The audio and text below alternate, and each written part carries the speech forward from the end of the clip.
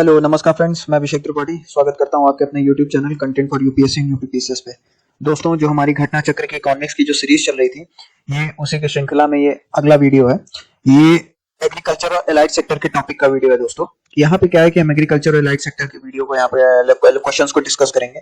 अभी तक क्या था दोस्तों कि मैंने देखा था आप लोगों की इधर भी बहुत ज्यादा डिमांड आ रही थी कि सर और इस पे वीडियो ले आइए और इसको बुक को कंप्लीट कर दिए। माफी चाहता हूँ दोस्तों, मुझे और भी काम होते हैं। बाय प्रोफेशन में डॉक्टर हूँ, मेरे खुद के भी पेशेंट होते हैं। इवन साथ साथ मुझे अपनी एमडीएस भी करनी है अभी। तो कई ऐसी चीजें हैं दोस्तों जिसकी वजह से मुझे टाइम लग जाता है। हाँ, ये बात सही है कि मैं भी प्रिपरेशन कर रहा हूँ, तो जितना टाइम निकलता है दोस्तों मैं उतना टाइम देके आप लोगों के लिए डेडिकेटेड वीडियो ला ही देता हूँ। पर थोड़ा सा ये भी समझने की कोशिश करिए फ्रेंड्स कि मैं बाय प्रोफेशन डॉक्टर हूँ, तो थोड़ा सा बहुत सी ऐसी चीजें हैं दोस्तों। फाइल बनानी पड़ती है, केस हिस्ट्री रिकॉर्ड करना पड़ता है, बहुत सी ऐसी चीजें हैं। क्या चलिए वो सब तो बात की बातें हैं। अब यहाँ पे दोस्तों ज्यादा समय न लेते हुए क्वेश्चंस को डिस्कस करते हैं। एग्रीकल्चर एलाइड सेक्टर्स के क्वेश्चंस को यहाँ पे देखते हैं दोस्तों। विच of the following is not mentioned in the farmer produce trade and commerce bill 2020। अब आप देखोगे दोस्तों, इसमें से ट्रेड एंड कॉमर्स का जो बिल 2020 में आया था उसमें कौन सी चर्चा यहाँ पे नहीं की गई थी? Essential commodities, contract farming, minimum support price और agriculture food market committee, agriculture produce market committee. तो आप देखोगे दोस्तों लगभग इसमें सारी चीजों पे ही बात की गई थी। सारी चीजों को इन द सेंस समझने की कोशिश करिए। अगर मैं चाहूं तो एक एक करके आपको सारी चीजें यहाँ पे एक्सप्लेनेशन में दिखा सकता हूँ। एक काम करिए दोस्तों, पहले ये एक्सप्लेनेशन को ही देखते हैं। The farmer produce bill and the commerce promotion facilitates 220 which become in act in 2020 में। बाद में आप देखोगे 2021 में इसको रिपील किया गया था। आप देखे थे ना कि फार्मर के लॉज लाए गए, फिर उसके बाद सरकार बाद में कानून भी वापस ले ली थी। ठीक है, तो young physical premises APMC, agriculture produce and market commodities market, state government were prohibited from the living any. ये देखिए दोस्तों इंपॉर्टेंट लाइन है कि स्टेट गवर्नमेंट जो है वो उसको प्रोहिबिट किया जाएगा कि कोई भी मार्केट फीस या सेस या लीवी आउटसाइड एपीएमसी एरियाज के अलावा नहीं लेगा। एपीएमसी एरियाज क्या है? APMC areas is generally considered to be the agriculture produce market commodities. ठीक है, एग्रीकल्चर प्रोड्यूस मार्केट कमोडिटीज जो है वो एपीएमसी कहलाएगा। ठीक है, यहाँ पे हो गया। अब आगे देखिए कि essential commodities and contract farming and minimum support price were not mentioned in that bill act. Essential commodities and contract farming were act of the other two forms act, Essential Commodities Amendment Act 220 and the Farmer Empowerment Protection Agreement on the Price Assurance and the Farm Service Act 220 respectively। मतलब समझने की कोशिश करिए दोस्तों। आप देखोगे कि क्या कह रहा है कि essential commodities और contract farming were the two part। ये तो ऑलरेडी मिनिमम सपोर्ट प्राइस की तो बात आ ही गई, कॉन्ट्रैक्ट फार्मिंग और एसेंशियल कमोडिटीज। अब एग्रीकल्चर प्रोड्यूस मार्केट कमोडिटीज को हमने यहाँ पे चर्चा कर ही लिया, तो थोड़ा सा दोस्तों आगे को देखिए कि टू फॉर्म्स एसेंशियल कमोडिटीज को अमेंड किया गया एक्ट 2020 में। उसके बाद farmer empowerment and protection agreement, price assurance and farm service act 2020 को इसको रिपील करके बाद में आप देखोगे 2021 में लाया गया। ठीक है, देखिए दोस्तों जहां पे जो चीज इंपॉर्टेंट होती है ना उसको मैं थोड़ा सा डिटेल में डिस्कस करता हूँ। अब थोड़ा सा ये रीजन असर्शन के क्वेश्चंस को देखते हैं। Given the following two statement, one is levelled as the assertion among as the reason. मतलब कहानी की समझने की कोशिश करिए कि असर्शन और रीजन की बात यहाँ पे क्या की जा रही है। कि आप देखोगे यूनियन बजट 2020 और 21 में क्या है कि has forced on the rural development which am the doubling farmer income. मतलब 2020 और 21 के बजट में असर्शन कह रहा है कि रूरल डेवलपमेंट में फार्मर की इनकम को डबल करने की बात की गई। रीजन क्या दिया है कि 16 action point announced in the budget is centred around the agriculture and agriculture irrigation the rural development. तो उसका क्या सही उत्तर है? लेटेस्ट का क्वेश्चन है दोस्तों, ये मोस्ट इंपोर्टेंट है, 2020 का क्वेश्चन है। तो माइट भी पॉसिबल आ सकता है क्योंकि जो ट्रेंड चल रहा है ना लास्ट के 3 इयर्स के डेटा को उठा के पूछ ले रहे हैं, तो ये संभवता है कि फंस सकता है सवाल। तो ऑप्शन है both A and R are true. ठीक है, ऑप्शन बी तो इसका करेक्ट आंसर क्या है ये। अब थोड़ा सा इसको ये देखते हैं कि union finance minister Nirmala Sitharaman ने 2021 और 2020 और 21 के बजट में आप देखोगे कि गवर्नमेंट ने कमिटेड किया था कि फार्मर्स की इनकम को 2022 तक वो डबल करेंगे। Towards his goal she was announced the 16 action point. मतलब 16 एक्शन पॉइंट को उन्होंने डिसाइड किया जो लगभग एग्रीकल्चर, इरिगेशन और रूरल डेवलपमेंट पे निर्भर करता था। इवन आप देखोगे कि साथ ही aim the farming developing income aim the developing the farmers income and the government allocated the 2.83 lakh crore for the agriculture and allied activities and agriculture and rural development. मतलब आप समझो कहानी क्या कह रहा है। कहानी ये कह रहा है कि 2.8 लाख करोड़ लगभग अमाउंट एलोकेट किया गया। किस बेसिस पे? एग्रीकल्चर के बेसिस पे। एग्रीकल्चर के बेसिस पे आधार पे, मतलब एग्रीकल्चर के डेवलपमेंट के लिए किया गया। इवन आप देखोगे इसकी एक्टिविटीज क्या थी? इरिगेशन एंड रूरल डेवलपमेंट के आधार पे। ठीक है, अब जेनेटिक इंजीनियरिंग, जेनेटिक इंडस्ट्री किससे रिलेटेड है? Agriculture, fishing, hunting and mining. तो किससे रिलेटेड है? एग्रीकल्चर से रिलेटेड है। ठीक है, चौथे क्वेश्चन को यहाँ पे देखेंगे। विच one of the following is not an objective of the food management in India. मतलब फूड मैनेजमेंट इंडिया के कौन सा ये ऑब्जेक्टिव है? Distribution of food grains, procurement of food grains, maintenance end of the export of the buffer stock and exports of the food grains. तो कहानी क्या है कि फूड मैनेजमेंट का काम कौन कर रहा है? फूड मैनेजमेंट का काम किस कहानी में आती है? फूड मैनेजमेंट का काम आप देखोगे कि पीडीएस, पब्लिक डिस्ट्रीब्यूशन सर्विस के तहत डिस्ट्रीब्यूट होना, प्रोक्योरमेंट होना, इवन आप देखोगे बफर स्टॉक मतलब स्टॉक्स को मेंटेन करना कि एक हद तक एक चीजें होनी चाहिए ताकि में अकाल ना पड़ जाए, ठीक है। लेकिन एक्सपोर्ट ऑफ फूड ग्रेन की क्या कहानी है? ये दूसरी चीज आ जाती है, ठीक है। तो ये ऑब्जेक्टिव की अगर बात करोगे तो एक्सपोर्ट्स ऑफ फूड ग्रेन इसका ऑब्जेक्टिव नहीं है, ठीक है। अब आगे देखते हैं, विच one of the following factors policies were affecting the price of the rice in India in recent past? IAS 2020 का सवाल है, आईएएस का फ्री का। Minimum support price, government trading, government stock piling and consumer subsidies. तो इसकी कहानी क्या कहती है दोस्तों कि मिनिमम सपोर्ट प्राइस में आप देखोगे कि अच्छा दोस्तों, मैंने शायद पिछले के वीडियोस में आपसे ये क्वेश्चन भी किया होगा कि कौन से वो इकोनॉमिस्ट थे जिन्होंने ये सुझाव दिया था कि एक सेंट्रल का रेट होना चाहिए 3 रुपए किलो गेहूं और 2 रुपए किलो चावल। तो वो सुझाव देने वाला कौन था? उस साइंटिस्ट की अभी हाल ही में डेथ हुई है। मैंने पहले के भी लेक्चर्स में पूछा था, कमेंट में बोला बताइए, पर किसी ने कमेंट करके बताया नहीं। इसका मतलब ये कि आप लोग देखते नहीं और ऊपर से बोलते हो कि वीडियो ले आइए, वीडियो ले आइए। आप लोग जवाब भी नहीं देते हो, मतलब पता भी नहीं चलता देख रहे हो कि नहीं देख रहे हो, ऊपर से फिर आप लोग बोलते हो कि वीडियो ले आइए। अब बताइए ऐसे में आदमी क्या एफर्ट करे? जब रिस्पॉन्स आता है तब एफर्ट किया जाता है ना फ्रेंड्स। माना कि मेरे सब्सक्राइबर बढ़ रहे हैं, ये बात सही है, पर आप बताइए कि जिन चीजों पे मैं डेडिकेटेड एफर्टली वीडियो बना रहा हूं उस पर तो कोई रिस्पॉन्स नहीं आ रहा ना। तो प्लीज कमेंट किया करिए, बताया करिए, गलत ही सही, सही सही कुछ भी हो, अपने सुझाव जरूर दिया करिए। माइट भी पॉसिबल हो सकता हूं मैं अपने आप को और इंप्रूव करूं। हाँ, अभी तो मैं डॉक्यूमेंट्री वीडियोस भी लाने का सोच रहा हूं, तो आप लोग अप्रिशिएट करोगे, बताओगे मेरी कमियों को, तभी तो मैं आगे करूंगा काम। Minimum support price, government trading, government stock piling and consumer subsidies. तो इसकी कहानी क्या होती है? देखिए दोस्तों, एमएसपी की यहाँ पे बात है, सरकार बाद में वापस ले ली थी, दबाव बनने लगा। देखिए वही वाली बात है, national food security act provides 3 रुपए किलो चावल के हिसाब से यहाँ पे पूरे फैमिलीज को देनी थी, बात थी। अब इसके कोर ऑब्जेक्टिव क्या थे? मिनिमम सपोर्ट प्राइस,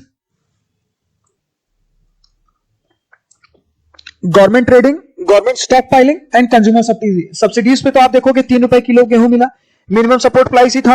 इवन आप देखोगे गवर्नमेंट स्टॉक पाइलिंग का काम करेगी, मतलब not affecting policies in the recent मतलब गवर्नमेंट ही स्टोर कर रही है और गवर्नमेंट ही ट्रेड कर रही है। अब थोड़ा सा यहाँ पे लाइन को देखिए दोस्तों, द गवर्नमेंट टिपिकली बाय 1 और more third of the country rice output at a fixed price which can has a directly impact on the price paid by the trader. मतलब समझने की कोशिश करिए, कहानी ये कह रही है कि आप देखोगे कि गवर्नमेंट किस तरीके से टिपिकली जो है बाय कर ले रही 1/3 और राइस को कंट्री में फिक्स्ड प्राइस पे। उसके बाद आप देख रहे हो कि डायरेक्ट इंपैक्ट प्राइसेस का जो है वो ट्रेडर्स पे पड़ रहा है। अब इस कहानी को समझो कि sale of the wheat and rice is undertaken through the open market sale scheme. Open market sale schemes के तहत इसको ले आया गया, जो कि चेक इन्फ्लेमेटरी में प्राइसेस ऑफ फूड ग्रेन्स के अंडर में आया। हाँ, उसके बाद आप देखोगे कि रिसेंट क्या हुआ कि adequate buffer stock of the rice and the wheat by the FCI. मतलब समझने की कोशिश करें कि एफसीआई का रोल यहाँ पे क्या समझ में आया। FCI food corporation of India, food corporation of India से पीडीएस में जा रहा है, पब्लिक डिस्ट्रीब्यूशन सर्विस, जिसको आप राशन गल्ला की दुकान बोलते हो, ठीक है। तो एफसीआई से पीडीएस में जब जा रहा है, तो एफसीआई से पीडीएस में जा रहा है, तो ये कहां पे काम है? ये तो गवर्नमेंट की अथॉरिटी के अंदर आ गया ना कि गवर्नमेंट ने स्टॉक पाइलिंग किया। गवर्नमेंट ने स्टॉक पाइलिंग किया, बाद में आप देखोगे जब ये पीडीएस सिस्टम के आया अंडर, तो पीडीएस सिस्टम के अंदर आने के बाद जब गल्ला बाहर जाने लगा तो किस में आ गया? तो ट्रेडिंग में आ गया। तो कहानी क्या है? 1 2 3 4, ठीक है। अब छठवें क्वेश्चन को देखिए, in India which of the following can be considered as the public investment in agriculture. मतलब पब्लिक इन्वेस्टमेंट के कॉन्टेक्स्ट में आप देखोगे कि कौन से स्टेटमेंट को यहाँ पे करेक्ट माना गया है। तो आप देखोगे fix minimum support price for the agriculture food produce of the all crops, computerisation of the primary agriculture credit societies, social capital development. Even आप देखोगे free waiver supply to the farmer, waiver of the agriculture loans by the banking system and the setting up the cold storage facilities by the government. तो कहानी क्या कहती है? कहानी ये कह रही है कि किस कॉन्टेक्स्ट में आप देखोगे कि पब्लिक इन्वेस्टमेंट एग्रीकल्चर में किया गया। तो हमको तो मेरे हिसाब से एमएसपी की यहाँ पे बात हुई। एमएसपी के बाद में आप देखोगे कहानी क्या कही कि ऑप्शन तो यहाँ पे 2 3 6 दे रहा है, ठीक है। Computerisation of the primary agriculture credit societies, option 3 यहाँ पे करेक्ट दे रहा है, सोशल कैपिटल डेवलपमेंट, और ऑप्शन 6 दे रहा है setting up the cold storage facilities by the government. अब थोड़ा सा यहाँ पे दोस्तों डिटेल में देख लेते हैं क्या कहानी कह रही है। डिटेल में देखने की कहानी यह है दोस्तों कि public investment means the investment in the creation of the physical infrastructure such as the cold storage facilities, construction of canals, road, computerization of the primary credit societies and the social capital formations, education and training। मतलब आप देखोगे कि public का investment जो है, आप देख रहे हो टोटली फिजिकल इंफ्रास्ट्रक्चर को मेंटेन करने की बात की गई। किसमें की गई? क्रेडिट सोसाइटी को डेवलपमेंट करना, मतलब कि लोन देने वाली एक सोसाइटी को क्रिएट किया जाए, मारवाड़ी वाली सोसाइटी को क्रिएट किया जाए, construction of the canals, roads, even आप देखोगे कोल्ड स्टोरेज फैसिलिटीज को यहाँ पे डेवलप किया गया। इवन आप देखोगे public investment in the agriculture constitute investment made by the government to create capital और the social asset to improve the agriculture productivity. मतलब समझने की कोशिश करिए कहानी क्या कह रही है कि पब्लिक का जो इन्वेस्टमेंट है एग्रीकल्चर के संदर्भ में, ये क्या कह रहा है कि it is generally made by the government to the create capital and the social asset to improve the agriculture productivity. मतलब ये है कि इसका कहानी क्या है कि टोटली क्रिएट है सोशल, ये इंपॉर्टेंट लाइन है दोस्तों, सोशल और कैपिटल एसेट को। क्यों? क्योंकि लैंड सुधर जाएगा, कीमत सुधर जाएगी, एग्रीकल्चर सुधर जाएगी, तो वही जाहिर सी बात है आपका सोशल एसेट क्रिएट हो जाएगा। इवन आप देखोगे fixing the MSP is also giving the relief for the farmer. ठीक है, अब यहां पे 7वें क्वेश्चन को देखते हैं। तो क्या यहाँ पे कह रहा है, नेशनल मार्केट स्कीम के क्वेश्चंस के यहाँ पे एडवांटेज को बताइए। It is the pan India electronic trading portal for the agriculture commodities. अच्छा, सेकंड क्या है, provide the farmer access to the national wide market with the prices commensurate with the equality for their produce. अब देखिए दोस्तों कहानी क्या है, national agriculture market scheme है क्या, पहले तो इसको समझते हैं। नेशनल एग्रीकल्चर मार्केट जो है तो एक तरीके का pan India electronic trading portal है। It's a pan India electronic trading portal which network the existing of the agriculture produce market committee, APMC के द्वारा बनाया गया। एपीएमसी का नाम आपने कहां और पढ़ा था, एपीएमसी का नाम आप देखोगे एग्रीकल्चर प्रोड्यूस मार्केट कमेटीज में, जहां पे आप देखोगे कि ट्रेड बिल की बात की गई पहले क्वेश्चन को जब डिस्कस किया। ठीक है, चीजों को रिलेट करते रहना, दिमाग करते रहोगे, मजा आएगा। उसके बाद आप देखोगे कि अब यहाँ पे दूसरी चीज सीखने की क्या बात है, it's generally providing the better price discovery through the transport actions process based on the quality of the produce along with the timely online payment to the farmer is mission of the ENM। ENM का मतलब electronic national action programme. तो क्या है कि pan India electronic trading portal for the agriculture commodities, सही है। उसके बाद आप देखोगे it provide the farmer access to the national wide market with the prices commensurate with the quality of their produce. तो कहानी क्या है, वही बात है, better quality produce at the more reasonable price for the consumer. तो कहानी क्या है, both A and B C. ठीक है, सूरज धन योजना क्या है, छत्तीसगढ़ पीसीएस 2016 का सवाल है। सूरज धन योजना किसके रिलेटेड है, ये तो मुझे भी नहीं पता है दोस्तों। सूरज धन योजना है generally implemented Madhya Pradesh government ने किया गया था। मेन ऑब्जेक्टिव क्या था, एससी एसटी फार्मर्स को प्रोवाइड करना certified seeds to adopt the cultivation of the oil seed and the pulses replacing the millet crops. मतलब मिलेट क्रॉप्स को रिप्लेस करके ऑयल सीड और पल्सेस की खेती करने के लिए, इंप्रूव करने के लिए कहा गया। तो कहानी क्या है, exchange of the seeds. Who one of the following did not approve the idea of cooperative farming in India? Cooperative farming कौन इंडिया में नहीं लेकर आया था, तो चौधरी चरण सिंह जो है वो कोऑपरेटिव फार्मिंग को जो है अपोज किए थे, क्योंकि ये नेहरू सोवियत स्टाइल मॉडल था। ठीक है, what is the meaning of the bullock capitalist, क्या होता है बुलिक कैपिटलिस्ट का मानने का मतलब क्या है, bullock capitalist farmer who are poor, farmer who are rich, farmer who have the some resources but are not rich, farmer who are the big zamindar. तो कहानी क्या है, बुलक कैपिटलिस्ट का मतलब ध्यान से समझो, बुलक कैपिटलिस्ट किसने डिफाइन किया था, लॉर्ड एंड सुस्नी रिडोल्फ 1867 ने। इनका कहने का मतलब क्या था, it's play crucial role in the public subsidies in preserving this fraction of the informal aggregation capitalism. मतलब सेंस समझने की कोशिश करिए कि यहाँ पे आप कहानी ये देख रहे हैं कि वो फार्मर जिनके पास कई सारे रिसोर्सेज हैं लेकिन उसके बावजूद भी वो रिच नहीं है। ठीक है, 11वां सवाल है, which one of the following is not a part of the land reforms in India. मतलब कहानी क्या करें, लैंड रिफॉर्म्स किसके तहत नहीं आते, abolition of the zamindari system, या तो ceiling of the land holding, या तो उसके बाद टेनेंसी रिफॉर्म्स, या तो मल्टीपल क्रॉप्स कीपिंग। तो आप देखिए कि कौन सी ऐसी चीज है नॉट अ पार्ट, जमींदारी को तो खत्म कर ही दिया गया था। ठीक है, चौधरी चरण सिंह ने ही कर दिया था, चौधरी चरण सिंह ने ही कहा था।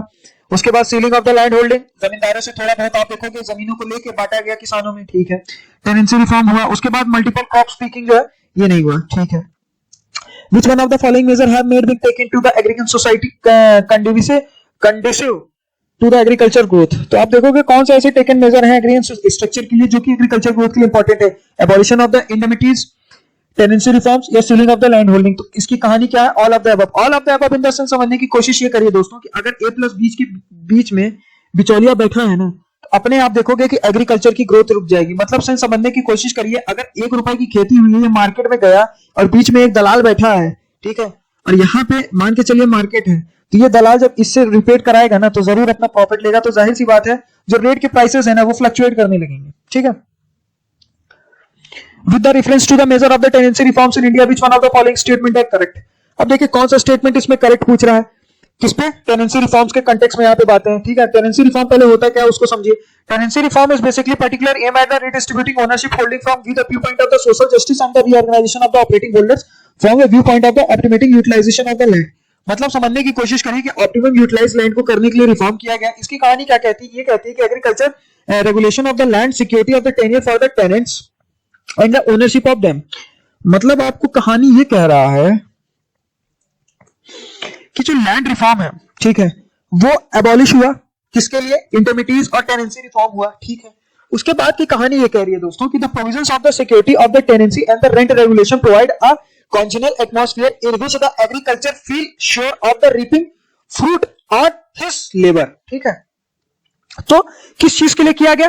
प्रोविजन जो है टेनेंसी सिक्योरिटी का इसलिए लाया गया कि रेंट के रेगुलेशन बेसिस पे कॉन्जेंटल एटमॉस्फेयर किया गया जिसमें एग्रीकल्चरिस्ट को फील हो कि fruit of the labour in the sense समझने की कोशिश करें। टेनेंसी रिफॉर्म्स का मतलब क्या है कि आपको शुद्ध भाषा में समझाओ दोस्तों, तो कोई भी एग्रीकल्चर का लैंड रेंट पे लेके आप अपनी खेती कर रहे हो, मतलब यूं समझने की कोशिश करिए कि आपके पास जैसे 1 बीघा खेत है, ठीक है। ये 1 बीघा खेत है, आपके पास 4-5 लोग हैं काम करने के लिए, ठीक है। अब आपने उनसे कहा कि अगर 1 बीघा खेत में मान के चलो कि 5 बोरा अनाज होता है, ठीक है, तो आप उनसे सीधा सौदा करोगे। देखो नॉर्मल लैंग्वेज में बता रहा हूं, एकदम बेसिक लैंग्वेज में, कि 3 बोरा मेरा होगा, सॉरी 3 बोरा तुम्हारा होगा, 2 बोरा तुम्हारा होगा, ठीक है। तो मतलब जो भी 3:1 का 3:2 का रेशियो, 2:3 का रेशियो, तो इससे ये संदर्भ कहानी आती है कि आप एग्रीकल्चरिस्ट को फील नहीं करोगे, तो it's generally consider to the tenancy land, ठीक है। तो टेनेंसी लैंड के अंदर की कहानी आ गई। अब the size of the marginal land holding in India क्या है? मार्जिनल लैंड होल्डिंग का more than 5 hectare, 2 hectare to 4 hectare, 1 hectare to 2 hectare, less than 1 hectare. तो कहानी क्या है कि आप देखोगे मार्जिनल लैंड बिलो 1 हेक्टेयर की कहानी है, मतलब जिनके पास 1 हेक्टेयर से भी कम जमीन हो। The size of the marginal land holding, Uttarakhand PCS 2000, वही वाली बात है, less than 1 hectare. A farmer which have a land holding between the 1 to 2 hectare, उसको किस कंसीडर में आप लाओगे? हैं, वो किस कंसीडर में आएगा? स्मॉल फार्मर में आएगा।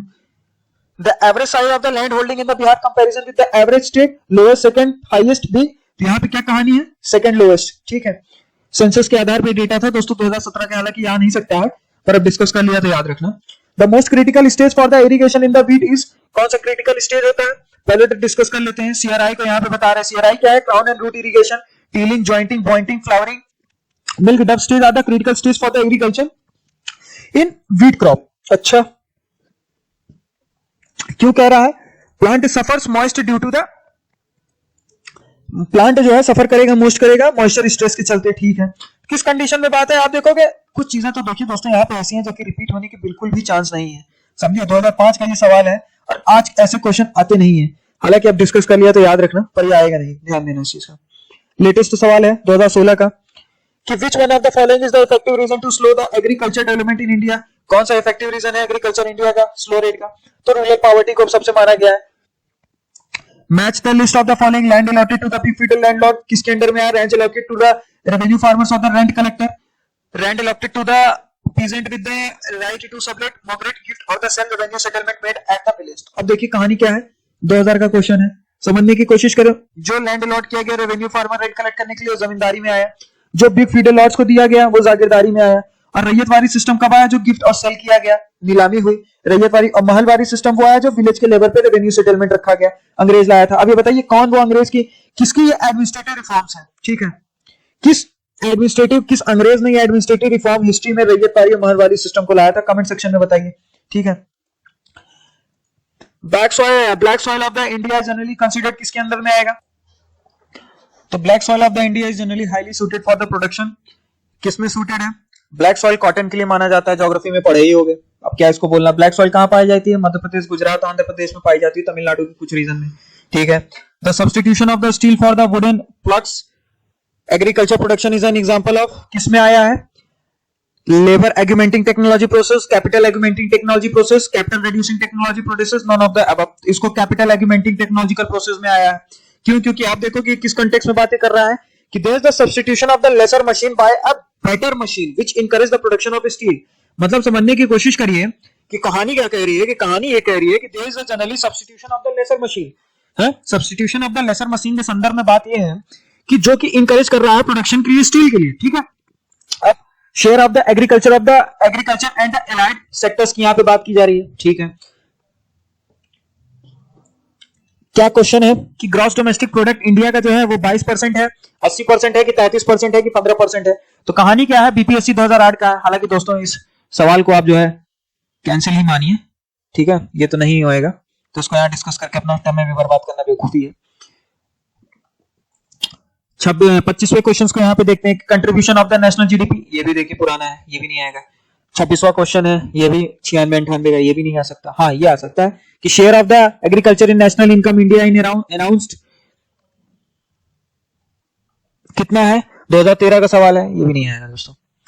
देखिए दोस्तों, जो इंपॉर्टेंट है ना, जो आने की पॉसिबिलिटी है उसको यहाँ पे डिस्कस कर रहा हूँ। अब बाबा आदम के सवाल की 95 का सवाल तो आएगा नहीं, ठीक है, या तो उससे कुछ समझने को मिला। 95 का कोई डेटा आज की डिफेंस से क्या रिलेवेंसी है उसकी, हाँ आप बताइए।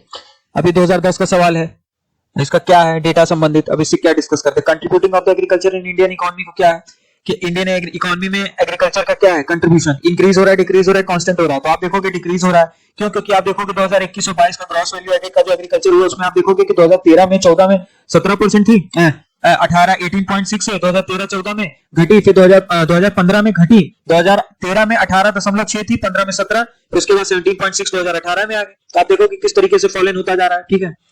तो आप चाहो तो दोस्तों ये माइट भी पॉसिबल है, पूछ सकता है, ठीक है, तो इसको ध्यान में रखना। अब since the advent of the planning era, ये भी बिल्कुल नहीं आएगा, तो इसको क्या डिस्कस करना। देखिए दोस्तों, फालतू समय आपका भी नहीं बर्बाद करूंगा और खुद भी मैं नहीं बर्बाद करूंगा, ठीक है, मेरा भी प्रीसियस टाइम है। जो आने की पॉसिबिलिटी है या जिससे कुछ सीख सकते हैं वो चीज को ही यहाँ पे डिस्कस करेंगे। एज पर the NSO 17th round situation assessment survey of the national household consider of the following, ठीक है। एनएसओ 70 के round situation assessment agriculture household का सर्वे के तहत कहानी क्या कहती है कि राजस्थान का जो है वो हाईएस्ट परसेंटेज है शेयर एग्रीकल्चर लैंड होल्डिंग के कंटेक्स्ट में। Out of the total agriculture household in the country a little over the 60% along with the OBC. अच्छा, केरला में क्या है कि little the 60% agriculture household reported to have the received the maximum income from the source. अभी देखिए, ये उस समय का दोस्तों करंट अफेयर का क्वेश्चन है, लेकिन ये एनएसओ का डेटा इंपॉर्टेंट हो जाता है, क्यों? क्योंकि it's generally considered to be the national sample survey office, ठीक है, जो कि एग्रीकल्चर हाउस होल्ड के एक असेसमेंट है, ठीक है। आप देखोगे दोस्तों कि 2017 जो आया था एनएसएस का सैंपल सर्वे ऑफिस का 2013 में आया था, इसका क्या कहना था, इस रिपोर्ट के तहत क्या था कि राजस्थान को highest contributing agriculture house hold माना गया। राजस्थान में ज्यादातर लोगों के पास एग्रीकल्चर हाउस होल्ड है। इवन आप देखोगे उसके बाद उत्तर प्रदेश आता है, फिर मध्य प्रदेश आता है, इसके बाद आप देखोगे कि केरला में लीस्ट शेयर एग्रीकल्चर का देखा गया, ज्यादातर वहां पढ़ाई लिखाई के काम है, ठीक है। तो आप मानोगे लिटिल ओवर है, कभी माना गया। तो कहानी क्या है, ओबीसी के संदर्भ की बात रही, अगर 45% of the total agriculture household belong to the OBC, ठीक है। तो कहानी क्या है कि 60% जो है बिलोंग है ओबीसी में कंट्री में है, ठीक है। तो ऑप्शन यहाँ पे 1 2 3 सही है। अब which one of the following rural household engaged in the national serving survey 2014 might be possible, आ सकता है 57.8, ठीक है। 2012 का सवाल है, which one of the following state has the largest area under the soybean cultivation, Madhya Pradesh largest में आता है, ठीक है। Which one of the following countries has the highest per hectare production 2014 में किसमें कॉटन में सबसे ज्यादा हुआ, आप देखोगे किसमें, ऑस्ट्रेलिया में माना गया, ठीक है। ये उस समय का दोस्तों वो है, करंट अफेयर का क्वेश्चन है तो ये आएगा नहीं, पर हाँ अब लेटेस्ट 2015 का है, तो लोअर पीसीएस का है, तो माइट भी पॉसिबल बिहार पीसीएस में अभी जो होने वाली पूछ सकता है। The average yield of the cotton is highest in India, कौन सा स्टेट सबसे ज्यादा एग्रीकल्चर करता है कॉटन के मामले, वेस्ट बंगाल, बिहार, असम, आंध्र प्रदेश। तो कहानी क्या कहती है कि इसका एस्टिमेशन आप देखोगे गिवन में सबसे ज्यादा जो है माना किसको क्या है कि highest in the state of Punjab, उसके बाद आप देखोगे आंध्र प्रदेश, ठीक है, उसके बाद राजस्थान तीसरे स्थान पे आता है। ये 2019 और 20 का डेटा है, ठीक है, ये ध्यान रखना दोस्तों। 35वां सवाल यूपी पीसीएस मेंस का, उस जमाने में मेंस भी ऑब्जेक्टिव हुआ करते थे। The descending order of the following states for the point of the view के कंटेक्स्ट में क्या है, हरियाणा, मध्य प्रदेश, राजस्थान, बिहार। तो उसके बाद यहाँ पे क्या है कि टोटल कहानी क्या है कि states point of the view beat production के सबसे ज्यादा स्टेट कौन से, हरियाणा, मध्य प्रदेश, राजस्थान, बिहार। ये देखिए दोस्तों, एक उसमें है क्या बोलते हैं उसको, ऑर्डर में। तो ऑर्डर थोड़ा सा समझ लेना दोस्तों, हरियाणा, मध्य प्रदेश, राजस्थान और बिहार के कंटेक्स्ट में यहाँ पे बात की गई है। देखिए उस समय का करंट अफेयर का डेटा है, तो हालांकि आएगा नहीं, पर हाँ ये है कि अगर पूछ लिया ये स्टेट का पोस्टमार्टम करके बन गया सवाल कि इसमें से कौन सा है हाईएस्ट प्रोडक्शन, तो ये ऐसे बन सकता है। The net production of the area, ये भी नहीं आ सकता दोस्तों। The average yield of the cotton, ये डिस्कस कर लिया। The average cropping intensity in India is about, ये भी नहीं आएगा। अब देखते हैं दोस्तों इसमें से कौन सा इंपॉर्टेंट फंस सकता है। लेटेस्ट सवाल है 2017 का यूपी पीसीएस प्री का, कि विच of the following year growth rate in the agriculture sector, कौन से नेगेटिव ईयर में आ गई थी, तो आप बताइए। As per the first and second the revised estimation of the 2014 and 15 के कंटेक्स्ट में क्या है कि agriculture allied sector had been the reported negative growth. अच्छा 0.2 0.3 आप देखोगे 2014-15 में नेगेटिव ग्रोथ देखी गई थी। हालांकि उसके बाद भी नेगेटिव ग्रोथ हुई है, ऐसी बात नहीं है, पर यह है कि सबसे ज्यादा आप देखोगे हुई जो है 2014-15 के। हालांकि इसके पहले भी 2002-3 में भी माना गया है एलाइड सेक्टर को, लेकिन अब यहाँ पे लेटेस्ट में 2014-15 को ही कंसिडर करिए आप, ठीक है। During which of the following average annual growth rate of the agriculture and allied sector, अच्छा निगेटिव में आया तो वही वाली बात है 2002-2003, ठीक है। मैंने आपसे पहले बोला ना कि 2002-2003 की यहाँ पे बात है। अगर मान लीजिए दोनों सवाल दिया 14-15, तब तो 14-15 को ले, नहीं तो 2002-2003 को मानो। 97-98 ये आएगा ही नहीं। 42 क्वेश्चन को under the 5 year plan did the agriculture register and negative growth किसमें आए?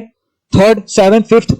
आप इसमें कौन से कंसीडर में कर सकते हो? 61, 65 में। देखिए दोस्तों, इस क्वेश्चन की कोई आज की डेट में रिलेवेंसी तो नहीं है, लेकिन हाँ, अब चूंकि ये मेंस में सवाल बना है तो माइट भी पॉसिबल ये प्री में आ सकता है, तो आप इसको थर्ड मानिए। 61 और 85 की बात है ये।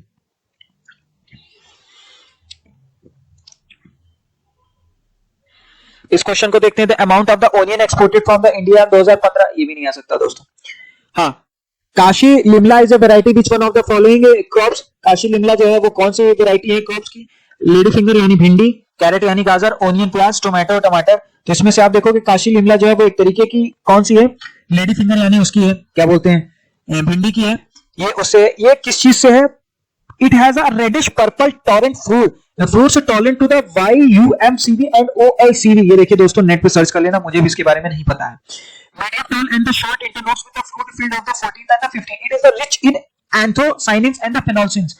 ये इंपॉर्टेंट टर्म है दोस्तों, anthocyanins and the phenolics। ठीक है, ये याद रखना। क्या इसमें ज्यादातर कंसिडर है? एंथ्रोसोलिक्स एंड फिनोलिक्स। ठीक है, ज्यादातर इसको उत्तर प्रदेश में उगाया जाता है। ठीक है, अब ये लेटेस्ट सवाल है 2021 का। ठीक है, इसको डिस्कस कर लेते हैं कि मैंगो सबसे ज्यादा कहाँ है। तो आप इसमें सबसे ज्यादा जो है चौथे को मानो। चौथा क्यों मानोगे? क्योंकि आप देखोगे कोकोनट से शुरुआत करो, कोकोनट से ही आपको पता चल जाएगा कि केरला में ज्यादातर लोग आप देखोगे नारियल पानी पीते हैं, तो कोकोनट को केरला से ही रिलेट मार देना। ठीक है, इस सवाल को देखो, which one of the following pair is not correctly matched? Rubber Thailand, coffee Mongolia, Bolivia, sugar cane Brazil. सबसे ज्यादा खेती ब्राजील, शुगर कैन, ये सब तो सही है। अमेज़न फॉरेस्ट का आप लोगों ने नाम सुना ही होगा।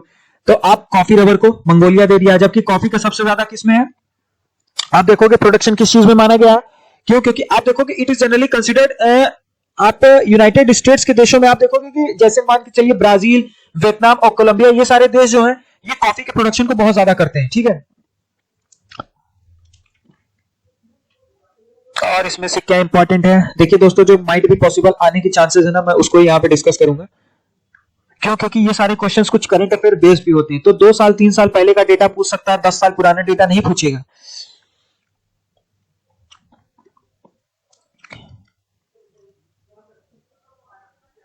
अब देखिए, कॉफी के प्रोडक्शन के बेसिस पे है, सीक्वेंस में 2018 का सवाल है, तो माइट भी पॉसिबल आ सकता है।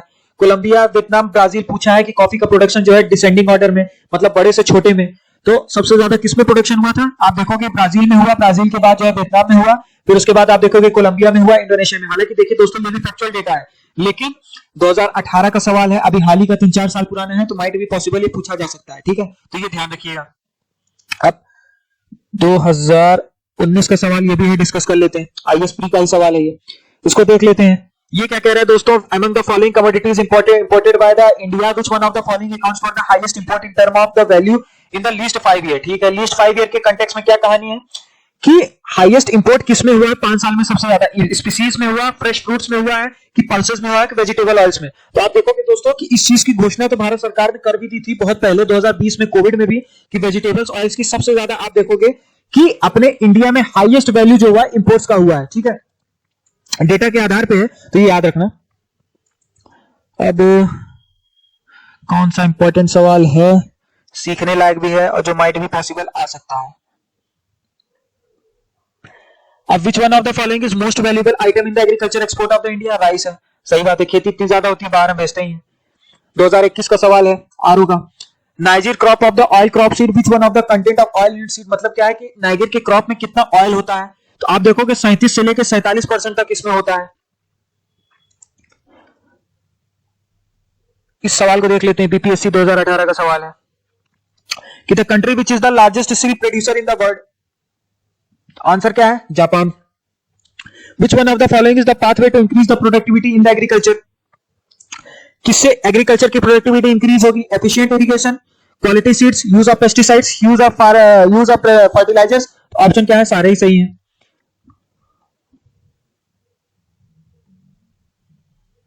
एग्रीकल्चर इनकम टैक्स जो है in India can be levied by the state government, central India, local government, central state government? State government. Important सवाल था।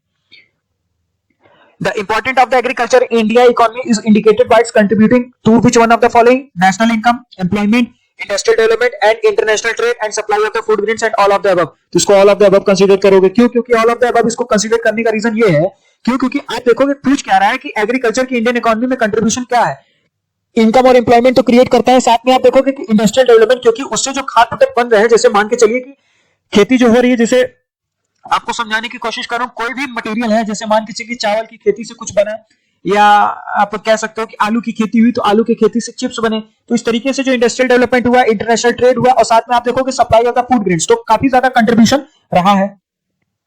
ठीक है। Variety of the mango is export, सबसे ज्यादा कौन सा जो है मैंगो एक्सपोर्ट किया जाता है? दशहरी, लंगड़ा, एल्फेंसो या अमरपाली। तो आप देखोगे एल्फेंसो आम को सबसे ज्यादा वेस्टर्न इंडिया का है, जो महाराष्ट्र का जो है मेजर प्रोड्यूसर एल्फेंसो माना जाता है।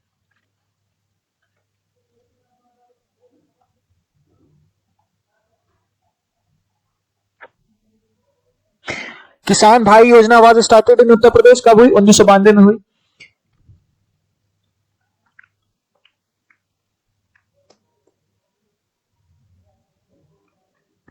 अब देखिए दोस्तों, विच one of the following is not a cash crops? Jute, groundnut, जवार एंड शुगर केन।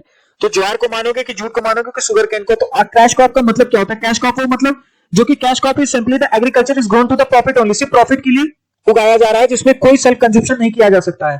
ठीक है, तो आप इसमें से देख ही रहे हो, किसको नहीं मानोगे कैश क्रॉप? ज्वार को।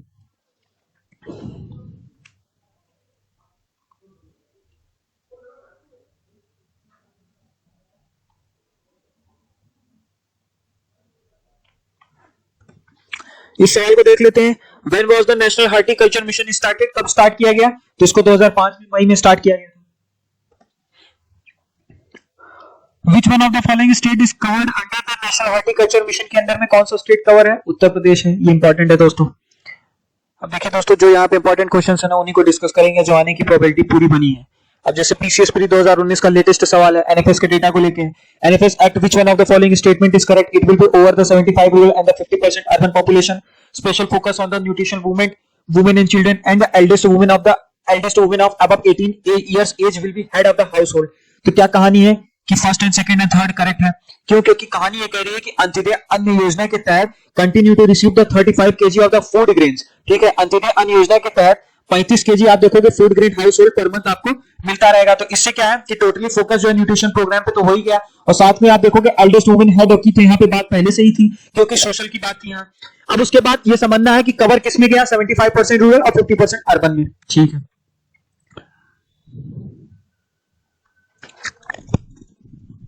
ये आईएएस प्री 2018 का सवाल है दोस्तों, इसको यहाँ पे डिस्कस कर लेते हैं। With reference to the provisions made under the food security act 2013, consider the following statement: the families coming from under the categories of the below poverty line are only the eligible to receive the subsidies food grains. मतलब 2013 के security act NFS के act के तहत क्या था कि BPL के जो बिलो पॉवर्टी लाइन होंगे उन्हीं को फूड ग्रेन्स में सब्सिडी मिलेगी, या तो एल्डेस्ट वुमेन जो हाउस होल्ड में होगी, जो कि एज 18 साल की होगी, या तो अबव होगी, shall be head of the household for the purpose of assurance of the ration card, या तो फिर pregnant women and the lactating women are entitled in the take ration the 1600 calories per day. इस question को हमने पहले भी discuss किया। 18 house hold की भी बात पहले से ही हो चुकी थी। तो 18 हाउस होल्ड की बात जब हमने की थी, ये किसके संदर्भ में की थी? ये संदर्भ हुआ था एल्डेस्ट वुमेन एक्ट के तहत, यहां पे बात की गई 2013 की। लेकिन अब कहानी क्या है कि consider the following statement with the reference provisions act 2018। तो कहानी क्या दे रहा है कि अंडर 2, ठीक है, वही वाली बात है जो हमने पहले यहां पे डिस्कस किया था कि राशन कार्ड जो है वो एल्डेस्ट वाली बात जो ऊपर पे डिस्कस की है। ठीक है,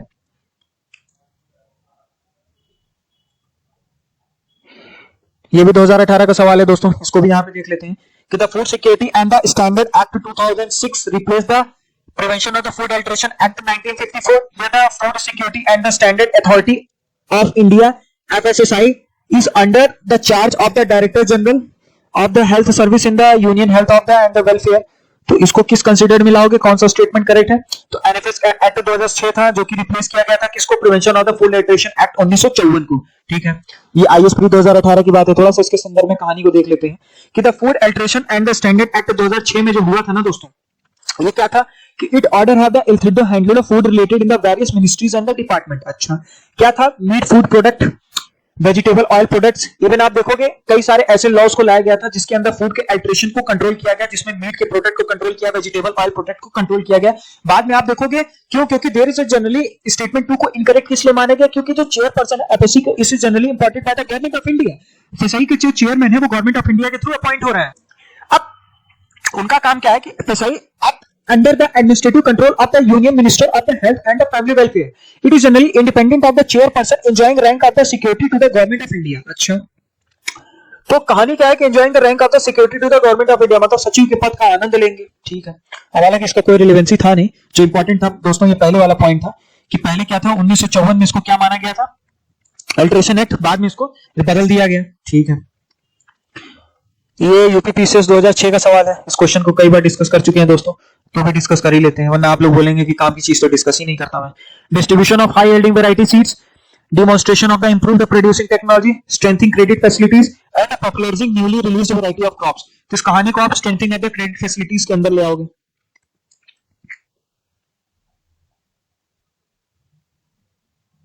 ये देखते हैं दोस्तों, यूटीआरए 2021 का सवाल है कि which one of the following is not correctly matched buffalo, Bhadawari, cow, Sindhi, goat, Jamunapari, sheep, Tharparkar. मतलब ब्रीड दिया है, और बंडवारी जो है वो किसकी ब्रीड है, बफेलो की ब्रीड है। ये कहां पाई जाती है, मध्य प्रदेश और उत्तर प्रदेश में पाई जाती है। ठीक है, ब्लू रेवोल्यूशन किससे रिलेटेड था, पीसी कल्चर से रिलेटेड था, मछली पालन से रिलेटेड। ये भी 2021 का सवाल है आरओ का। Which one of the following countries is generally fish larger producer fishes in the world? सबसे ज्यादा प्रोड्यूसर कौन है, चाइना है। येलो रेवोल्यूशन किससे रिलेटेड है, फूड ग्रेन से रिलेटेड है कि फिश से, कि ऑयल सीड से, कि मिल्क से, ऑयल सीड से। ब्लू रेवोल्यूशन पहले फिश प्रोडक्शन, मछली पालन से। येलो रेवोल्यूशन 2012 में किससे रिलेटेड था, तेल से था। ग्रीन रेवोल्यूशन के फादर कौन है, Norman Borlaug. Indian green agriculture revolution कहां से स्टार्ट किया गया था, अब बताइए। पटनानगर। इंपॉर्टेंट है दोस्तों, है ये सवाल 2006 का, लेकिन आज भी ये पूछा जाता है, छोटे मोटे एग्जाम में, एसएससी में इवन आता रहता है ये सवाल।